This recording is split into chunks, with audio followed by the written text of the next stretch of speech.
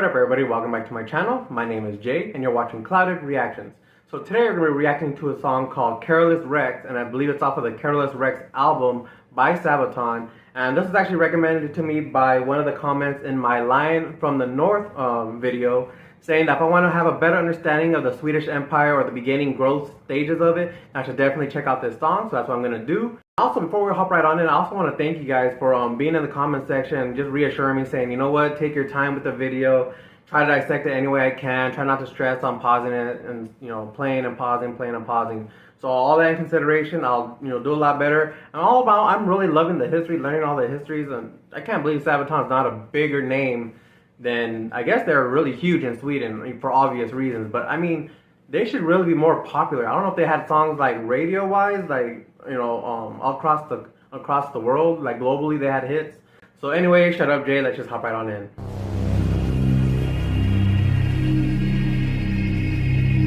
Have resolved never to start an unjust war, but never to end a legitimate one, except by defeating my enemy, King Charles VII.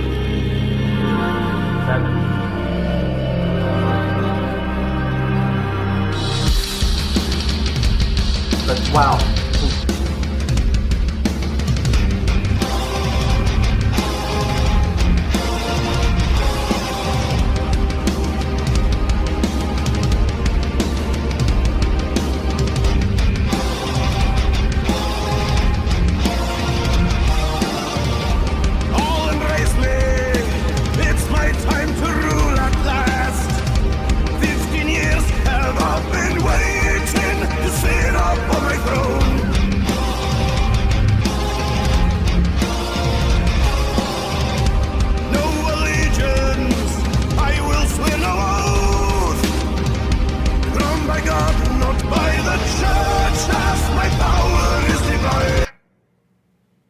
Okay, he said he had to wait 15 years to be on the throne.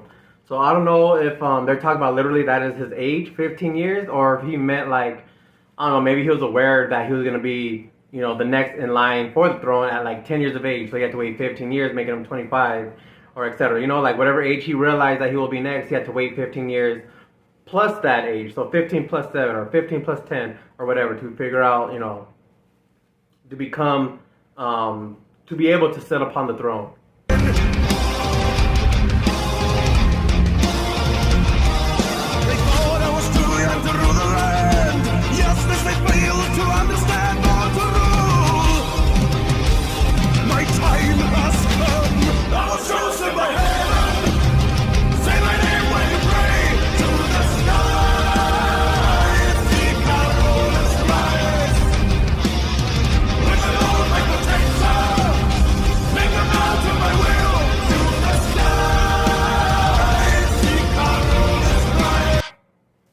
Okay, so he's saying, I don't know if this is blasphemous, I don't know if I'm just interpreting it wrong, or if this, because like I said, I take what they say at face value. So when he says, say my name when you pray, that sounds a little blasphemous to me. I don't know if he's saying like, you know, pray to me, you know, or if he's just saying like, I don't know, put me in the same level of the prayers that you're praying to, like, put me at the same level of Jesus or of whoever it is that you pray to, put me at that same level. I don't know. Maybe I'm reading too much into it.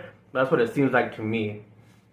And also, maybe he is 15 years old because they said that they think I was too young. So I think even like if he realized at 5 years old he was supposed to rule. 15 plus 5 is 20. 20 years old is not that young to like take over a country. Well, not to take over, but to inherit a kingdom. You know, like I've heard like people who are younger than that, maybe like 7 years old, when they actually inherit a kingdom, but they're ruled through like a family member, like their mom or their dad, because they're too young. So maybe he's, I don't know, maybe he is 15.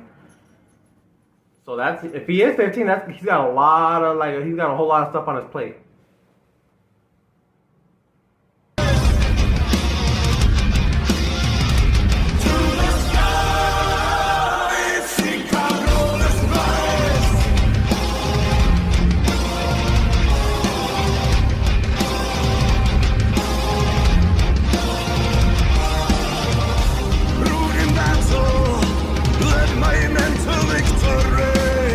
No man alive or dead commands me.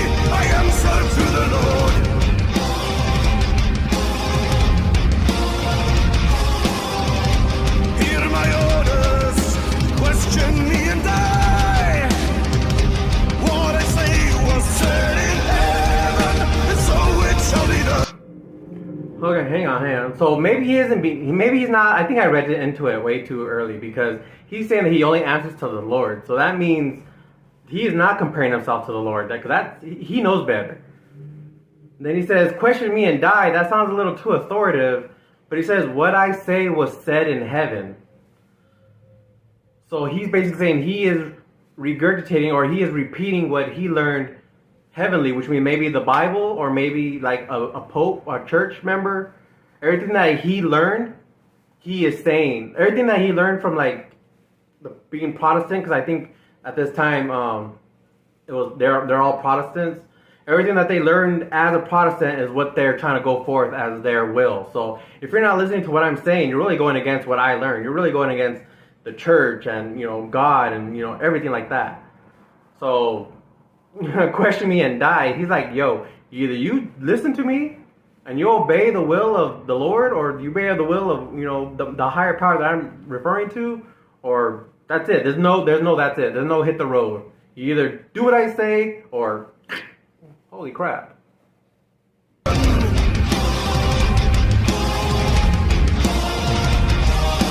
know I was destined to rule alone. All for myself, I have claimed the throne, born to rule.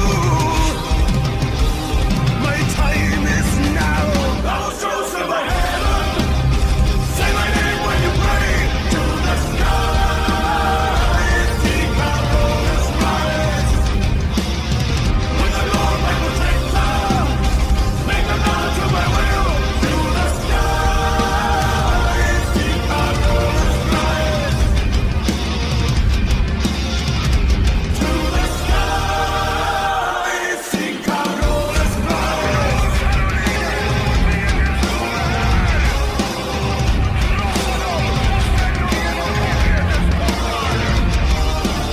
All the fights shall be mine, there's no stopping me.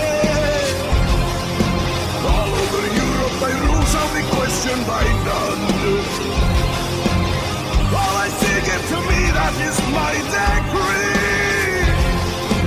My will be done.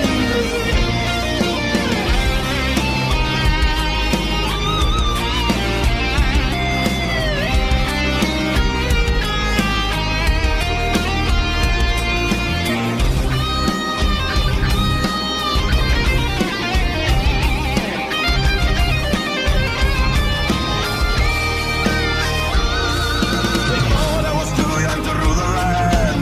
Yes, they failed to understand how to rule. My time is now. I was chosen by heaven. Say my name when you pray. To the sky. See Carolus rise. To the sky.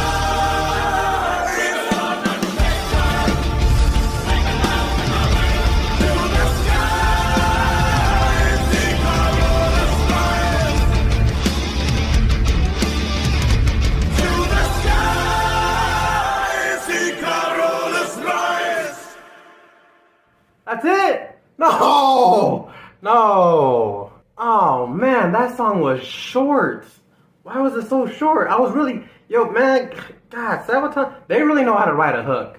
They really know how to just get you in it, man. So I wonder how many things I was able to guess right about the band, or about the song in general. I didn't really have a whole lot of guessing. I was just really listening to most of it, because it was just, I liked the song. It was a pretty good song. It didn't really go more into depth about the history of it though. So I'm going to actually react to the history behind the song. But real quick, it confused me at first, because I thought he was blaspheming by saying, say my name to the skies. Say my name when you pray to the skies. Like, if you know anything, you know that you don't want to be idolized. That is something that's a no-no. But then he said that, he swore no oath. His power was divine. It's not through the church. So he's like, even if you don't legitimize me as the new king, I'm assuming I am the king, right? I swear no oath. I swear no allegiance. The church, I don't need to be recognized by the church. I'm recognized by God. My power is divine. He wasn't saying I was born to rule. But real quick, what I want to start doing is right after I finish a new song, I want to pose real quick for my thumbnails. Okay? And everybody who's already listened to the song, I want you to do this with me. Try to think back to the first time you heard the song and pose in 3 seconds. I'm going to do it in the count of 3. just do a real quick pose that kind of embodies your reaction to hearing the song for the first time, all right? On the count of 3, all right? 1, 2, 3. Okay? All right, let's get that out of the way. We're going to react to the history of the song Carolus Rex. He was the king who inspired an album. Actually, 2. The king who inspired 2 albums. Carolus Rex. Par! All embrace me. It's my time to rule at last. 15 years have I been waiting to sit up on my throne. The history of Sweden is in many ways the story of her kings. Since the founding... Real quick. Why does he look like the freaking Hugh Hefner of history? You know, he's got the robe on. He's looking clean, boy. He's looking real clean. And in the other video, I really like how he explained the history. They have a way of like incorporating real pictures, or maybe this is probably gonna have real pictures, but they have a way of incorporating the history with visuals to really help you get the idea. And the way he talks about it, it's not like in a mundane sort of way. You know, you can tell that he enjoys what he does. And boy, do we enjoy listening. Of the modern Swedish kingdom, with the reign of Gustav Vasa and his magnificent beard, the course was set by the will of the monarchy.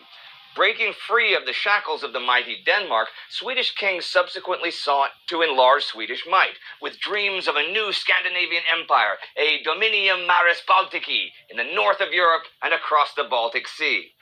Sweden realized its imperial dreams and expanded its borders towards Estonia and Livonia, and established a strong Swedish presence on the northern coastline. This, of course, attracted the attention of equally ambitious neighbors. And as it always was with the dreams of mighty dynasties and noble houses, their ambitions were soon accompanied by conflict, competition, and war. Each Swedish king inherited the enemies and animosities of the past. Sweden had already crossed swords with the Polish-Lithuanian Commonwealth and with Russia, but it would be King Gustavus Adolphus' involvement in the 30 Years' War that set the empire on what would be a downward spiral in the long run. Although he would be the lion from the north, the savior and champion of Protestantism, his religious crusade had reshackled Sweden to a foreign cause, this time to that of German kings and dukes. With her commitment to the war in the Holy Roman Empire, Sweden missed her historical chance to build an empire on the Neva, and instead made powerful enemies. Denmark, Poland, Russia, Saxony, and Brandenburg were all soon eyeing Swedish expansion with increasing suspicion, waiting for a chance to pounce. Sweden's historical weakness was her place on the map, and the overseas possessions outside of Scandinavia were a nearly impossible task to defend. Were they impossible to defend just because pretty much from top to bottom, they have a coastline. So I guess if you're going to invade Sweden, you could pretty much enter anywhere along that coast. Is that what they mean by it was pretty much impossible to defend it? Because you pretty much got to have a post all along the coastline of that. Or is there another reason? Maybe he'll explain it. I don't know. Jay, shut up. Sweden could field a mighty modern army, sure, but its population was small and the economy was reliant on highly competitive maritime trade, so Sweden was vulnerable. One political misstep, one fatal defeat on the battlefield, and the empire could be shaken apart. In many ways, it was a colossus on feet of clay. The second half of the 17th century brought these weaknesses to light. As Sweden's enemies backed her into a corner, more and more the nation had to rely on the wisdom and the courage of its kings and the strength of its armies to keep it alive. Notably King Charles XI, Karl den Elfte, who through ruthless land reclamation laws revitalized the country, rebuilt the army, and established a military caste that was deeply loyal to the king. With tireless ambition, he saved Sweden from the brink of collapse, but in doing so, he allowed Sweden's monarchy to become one of the most absolute in all of Europe. On June 17, 1682, his heir was born. Named after his father, the young Prince Carl soon proved himself to be a child full of promise and potential. His strong, stubborn character both impressed and unnerved those around him. It was said that once Carl made a promise to himself or to others, he would never stray from fulfilling it. If he was set to a task, it was nearly impossible to dissuade him from achieving his goal. Karl's father had lived a Spartan life, one that his son would imitate. The king had rejected every sort of luxury and regarded sloth and frivolity as the greatest sins a man could have. He taught his prince to be a merciless lion to his enemy and a generous lamb to his own people. But it would be Karl's mother, Ulrika Leonora, who taught her son the values of honor, piety, and charity. Although he would be a king to his people one day, in front of God he was just a simple man, a sinner like everyone else. Karl is said to have prayed at least twice a day and never missed religious service in his life, even in the field. In a way, King Karl XI was to his son what Philip II of Macedon had been to Alexander the Great. He left his prince a strong and stable state, a full treasury, and a mighty army. Karl XI died in 1697 of stomach cancer, and young Karl, just 15 years old, ascended to the throne as Karl den Tolfte, Karl XII. Historians do debate whether he was too young for the throne, for like most 15-year-olds, he was adventurous and impatient. Once he rode through Stockholm at breakneck speed, smashing every window with his sword. Would a few more years of guidance by his father have helped him become a better statesman? Still, the many schemers and foreign diplomats who sought to exploit the boy king for their own advantage were soon to be deeply disappointed. Karl stared them down with an inscrutable poker face, betraying no sign of weakness or insecurity. His naturally frigid temperament and his taciturnity were his best shield in the first months of his reign.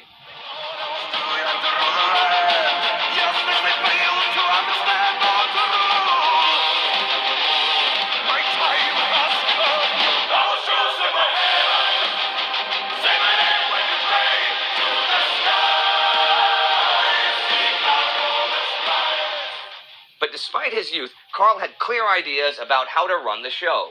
Unlike other kings before him, the estates had to swear their oath of allegiance to him not after, but before his coronation. Karl would not ask for their obedience, nor would he make any concessions to his rule. His authority was to be absolute, and not linked to obligations or promises to those who were subjugated to him by natural order. On the day of his coronation, he ordered the members of the parliament to walk... Okay, so I guess that makes sense, part of the lyric when he said that he swore no oath, that his legitimacy to the throne, I think, was not... What is... I'm forgetting real quick, but what I wanted to say was he demanded, or he wanted the men to swear fealty to him before his coronation, meaning, and he just said it himself, the reason being is because once you've gone through the coronation, naturally everyone's supposed to swear an oath to the new king, but he wanted them to swear to him as a man, not as a king. So if I want you to swear your oath to me, I want you to swear your oath to me. Not because you have to, not because I've now been coronated and I've been crowned the new king. Like, no. I want your allegiance. Yo, this guy was... And he said that hadn't happened at any point in time before him. So, man, I always love how figures in history just break away from the norm and do their own thing. And that's so... that's a powerful message sent to the men, too, I would think. I would think. On foot towards the ceremony. Only he, the soon-to-be king, clad in full royal regalia, was to be welcomed by the church on horseback. Inside the sanctuary, Karl climbed a high throne, draped in golden cloth and scarlet damask, and took his seat on a chair of silver. By the grace of God, he was anointed king, Carolus Rex. After the sermon, he knelt in silent prayer. He would answer to God, as his mother had taught him, but on this earth, no one was his superior. So he took over the burdens and responsibilities of the kingdom in God's name and would lead as he saw fit. And absolute his reign would be. Karl would enter parliament and interrupt whenever he liked. When he was present, others were only allowed to speak in whispers, and Karl had no qualms about openly reprimanding his chancellor. If it came to his ears that someone had refused his commands or spoken ill of his reign, his ire could be merciless. Even from the farthest corners of the country, dissidents were dragged back to Stockholm in chains, and if found guilty, were sentenced to life in prison or the firing squad. Hear my orders, question me and die. What I say was said in heaven, and so it shall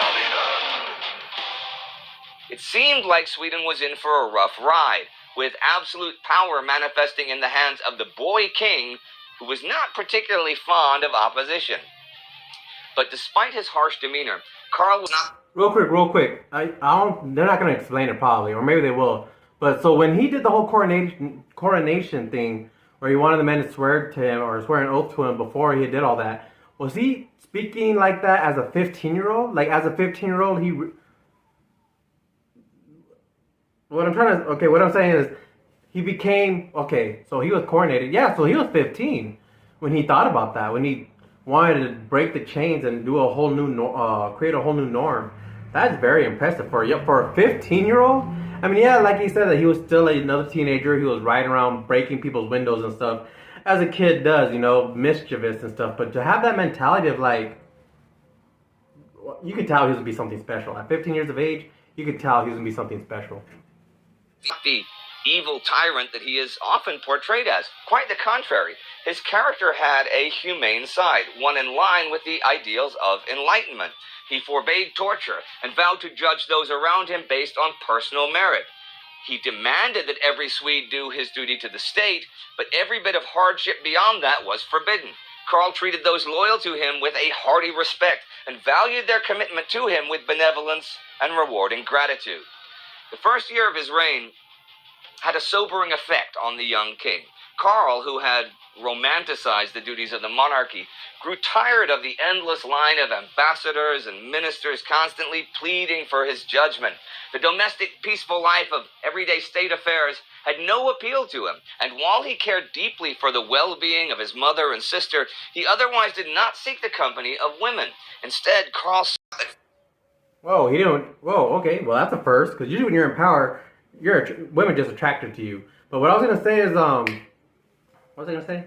It's funny that he said that he was like not attracted to like the mundane parts of being a king, which you kind of see in, I don't know if you guys watched Game of Thrones or if you guys played Fable, I think it was 2 or 3. In Fable 2 or 3, I forgot which one it is, where you become king and you got to preside over these little squabbles of the kingdom. They portray it as kind of boring. And I guess the way he said that people think of him as a tyrant, I mean, I could see that because, like he said, he doesn't like being opposed. He didn't like to be challenged. So I guess that could be seen as a tyrant. But I mean, that's pretty much everybody in the past. That's just how it was. To avoid being overthrown, you silence those who voice, against you. I mean, that just makes sense. That's just back in the day type of thinking. So I think almost everybody back in the day was considered a tyrant at one point in history. Adventure, danger, and hardship. He was a born soldier and dreamed of greatness, of the glory that his ancestors had brought to Sweden, and of a chance to prove himself. At the turn of the 18th century, the dark clouds of war once more gathered over Europe. In the south, dynasties were arming themselves for the coming Spanish War of Succession. In the north, the old enemy Denmark was forging alliances with Poland and Russia, preparing to invade Holstein. Wherever Sweden turned, it would find enemies to fight, and Karl eyed Europe with the impatient gaze of a hungry lion. War was an opportunity for Sweden to return to greatness by rightful conquest. In February 1700, Saxon troops marched into Livonia. The Danes invaded Holstein, and Russia set its sights on the Baltic provinces. What would be called the Great Northern War began. Karl heard of the news during a bear hunt. At once he returned to Stockholm, entered the parliament, and declared, "I have resolved never to begin an unrighteous war, but I have also resolved never to finish a righteous war until I have utterly crushed my enemies." I was actually going to bring that up right now when he said that he was looking at Europe like a lion just waiting to pounce on his prey. He was just waiting for a battle, for a skirmish to pop up so he can flex Sweden's army. And, because like they said, the Sweden pretty much existed through the kings and their armies, which means, because they said that, monopoly-wise, like money-wise and trade-wise, they weren't that strong, but they had a military, and that's what kept Sweden alive. So you think this guy pretty much has this huge army, and he wants to flex, he wants to do something, but he can't do anything. And it sums it up right here pretty much. I have resolved never to begin an unrighteous war. He won't start a war, because it'll be, at least he won't start it unrighteously, like for just no reason he won't start a war. But he will resolve one, and he won't finish it until he destroys everybody. Like he was just waiting for something to pop off. And he's got enemies everywhere, they said. Holy crap. And he was just waiting. He was just like, just unleash me already. You can, yo, this, yeah, this is the descent of the lion from the north, all right. With these words, Carolus Rex set out to fight his enemies and decide Sweden's future on the battlefield. The young king, absolute in his power, was to confront a coalition of enemies. His army was one of the best in Europe, a deadly tool in the hands of a skillful commander. But to safeguard the Swedish Empire, it was not enough for Karl to win a battle or two. He had to improve Sweden's strategic position, or it would be all for naught. With this in mind, he crossed the Sound like his personal Rubicon. There would be no turning back.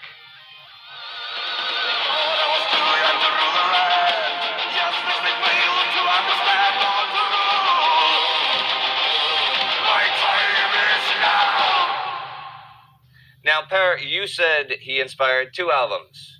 Yes, because the Carolus Rex album is available in English and Swedish. Aha. So it is 2 albums. And now, something I got to ask you. You are a Swede, and I am actually now a Swedish dual citizenship, so I'm a Swede as well, but I didn't grow up there. Ta-da! Yeah, hey, thank you. Can you tell them what Carolus Rex means to Swedes? Because many of the South American or Asian people might not have any idea. Yeah, and it actually is quite difficult every time I explain it, because it doesn't make much sense. But okay, Carolus Rex is a Swedish king. Yep. Who was involved in the Swedish Empire time in history. As we've seen. And he is the lead figure of our album Carolus Rex, Yep. of course. But he's considered a very controversial character in Sweden. Not because of what he historically did, but what he has become Right. in later times, when he has become a symbol of neo-Nazism and right-wing extremists. And hyper-nationalism. Yeah, and this doesn't go very well, because obviously neo-Nazism was not invented in the 17th century. Yeah.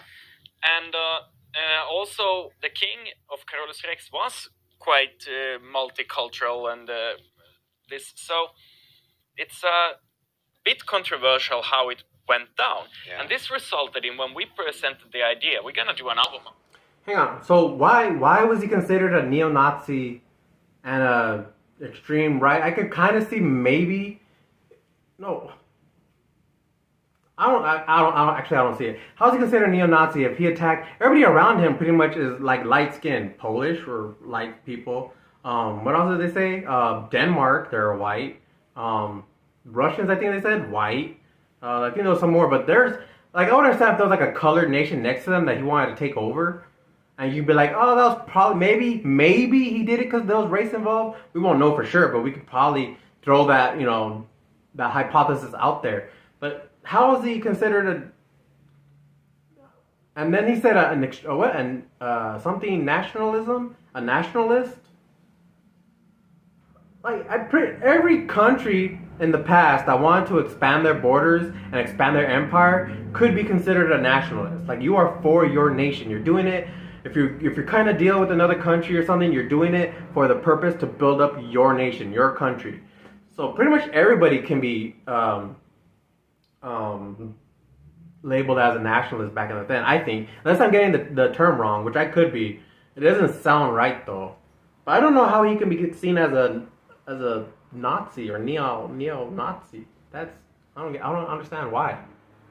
Album about Carolus Rex, people immediately start to think, oh, you're gonna do a neo-Nazi album. No, we're gonna do a historical album about a king on the 17th century in Sweden. Yeah. But there were people who warned us, do not do this. Yeah. It's gonna ruin your career, because you're gonna be considered neo-Nazis, and you're gonna be considered fascists, and you're gonna be considered all kind of things. And we said, we will do it because we are Sabaton, and we sing about historical facts, and this is historical about a Swedish king in the 17th century. And we have nothing to do with, it was not us who decided that he's gonna be a symbol of right-wing in 300 years. Okay, real quick, I don't know when this was. I'm guessing it had to have been above, like, people. I don't know when the album was made, but it had to have been after. I don't want to be rude, but when our president in America was Barack Obama. Everything after he was elected, everything was kind of viewed as race, in my opinion. Or maybe because I was too young at that time, I didn't notice it. But I didn't notice like people making race as an issue until Barack Obama became the president of the United States. But I'm just saying that because now you can't. So they're saying that they can't cover the history of a country because 300 years later he was labeled as a Nazi. So you can't cover that subject because if you do, you're considered a Nazi, or you're promoting Nazism. Like that's the most dumbest thing, and I'm seeing that every day. I try not to talk politics in my videos, and I won't because that just puts a divide, and you're either on the left or on the right. But that is just dumb how people will just shut down a whole. Imagine if they listened to that. Like imagine if Sabaton listened to that criticism and decided not to. This music that has nothing to do with I don't hear nothing about no white powerness or not even white power. I think Nazi is just you believe in your race to be extreme, right? Or is it just white?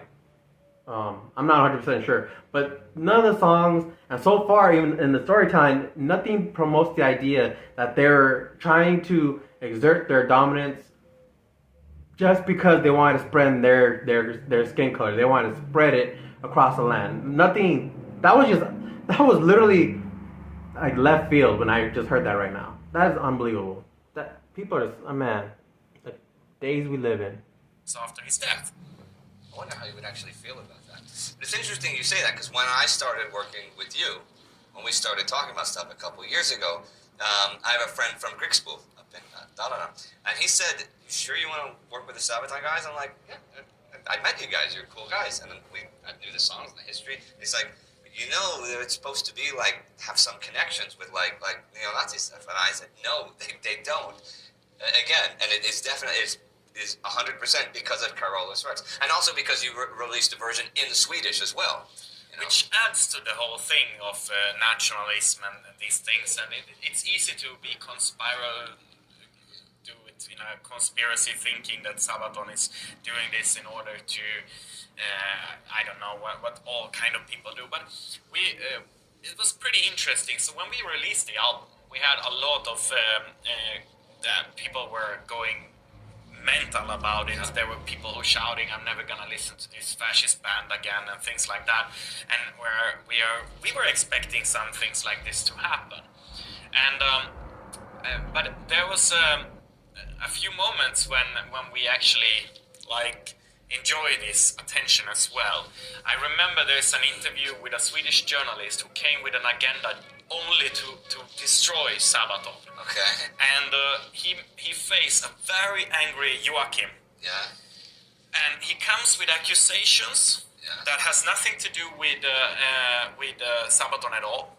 And the journalist comes without having any knowledge. He's as educated as a person, I don't know, who spent zero, who never went to a historical class. Well, why would facing Joachim and in this and accusing Joachim. And Joachim destroyed him so much that this article was never, you couldn't publish it. The journalist was so embarrassed about it and had no more ammunition. And it's kind of, us spending, at this time, 10 years singing about history of wars and stuff, and then you come and try to accuse us of having an agenda or something like that. When we are in that mood, we have quite a lot of experience of talking, and I do a lot of interviews. In a regular year, I would do 400 interviews. So if you come and you try to come and lecture me of what we can and cannot do in terms of Sabaton, we have the ammunition to really, we don't need to, but if you come with that approach to us, we have the ammunition to take out. And if you challenge us on our battlefield, you're gonna go down a very bad lane, that's for sure. I can picture like that journalist not realizing that, like I can see angry Joachim. Let's get a picture of Joachim. Okay, look at Joachim. Can you picture him angry and it's like a bear and the journalist is like going poking him with a stick and stuff just to see what happens? But how can you not prepare for an interview? Like if you're the journalist going to talk to you guys about it, how could he not So, and now, okay, now, because somebody just commented on my video saying his name was, I didn't know how to pronounce this, so I was thinking Joaquin or Joachim, but his name is Joachim. Okay. So when he's saying, imagine him, he looks like a bear, nah, he looks like a straight lion. I'm telling you, people, man, and they should, they said that they face a very angry Joachim. I would be angry too if you're calling me something that I'm not, just because I decided to cover history. And even worse is, the journalist they said was Swedish. So it was an own person of the country saying, hey, don't talk about our history, like, don't put a light on it and exalt it. Like, how dumb can you be? I don't know. I'm glad. Man, I wish they were recording that interview. You know how, like, nowadays a lot of people, when they're doing their interviews, they actually have a camera set up to record. I wish there was footage of Joachim just going in on this guy, saying nothing about, oh, you think I'm racist because of this? Oh, well, and Joachim just giving him facts on facts on facts, destroying him. And I wish I would have been there. That's what journalists are supposed to do, is research the topic before talking to the person they're interviewing, so they know what they're talking about. In this case, he was prepared in the wrong way. Yeah. Not by any historical facts, yes. but by only the angle of that you have just done something that should be racist. Right. And according to these people, it should be racist. Yeah. If you are a journalist in the future and you're going to be interviewing the guys in Sabaton, particularly about historical events, you may want to do a little research ahead of time so you know something about those historical events and can put them into a relevant context when you're talking to these guys that spend their entire life writing about those things and learning about those things. So keep that in mind for future episodes of Sabaton History.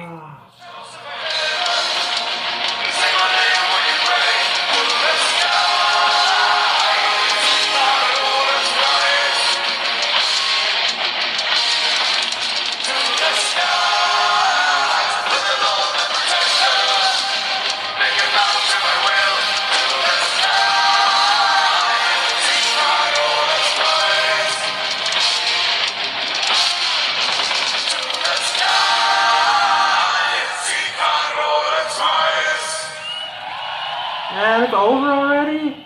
Thank you everybody for watching, and thank you everybody for supporting. And those who don't do it, click the bell, subscribe, and become a patron. Thank you very much.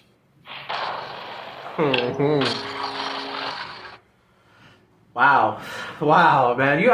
You really can't watch. I feel bad now because I did my first, I think 2 or 3 songs of Sabaton, and I didn't watch the history videos.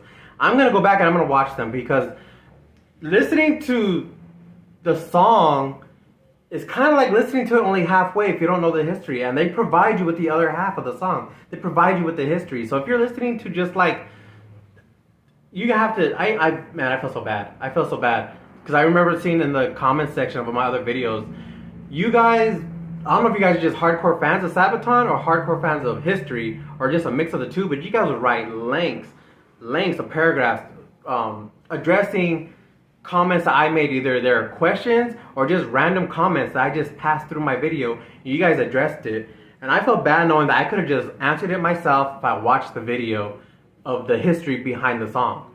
But I'm super glad of you guys. Really, I am. You guys are very knowledgeable, and I think somebody even threw in a fun fact. So even if I watched the video of the Bismarck and the history behind it, and even though I was now equipped with the history, you guys still commented with fun facts. And one of the facts I read was in the video, the captain was actually the son. I forgot if it was the son or the grandson of one of the last living members that was part of Bismarck who passed away. He was the last living. Is that what it was? Something like that. I did read the comment.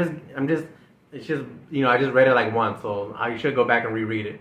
But just to show you guys, man, Sabaton has got a great following, and I'm glad you guys are part of this. And people, if you guys were already subbed to me before I started watching Sabaton, I'm glad. I hope you guys are enjoying this new experience with me. And somebody said, I hope he keeps going down the Sabaton rabbit hole.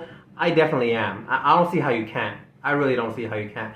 I'm gonna throw in another video. Hopefully, today's Thursday. I'm gonna edit this. Hopefully, it'll be out by Friday. I'm gonna have another song out coming on Saturday, but that's by a country music artist.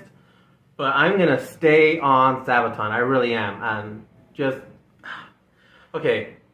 Stop fanboying. Stop fanboying. Stay safe. Tell somebody you love them, and y'all catch you in the next one.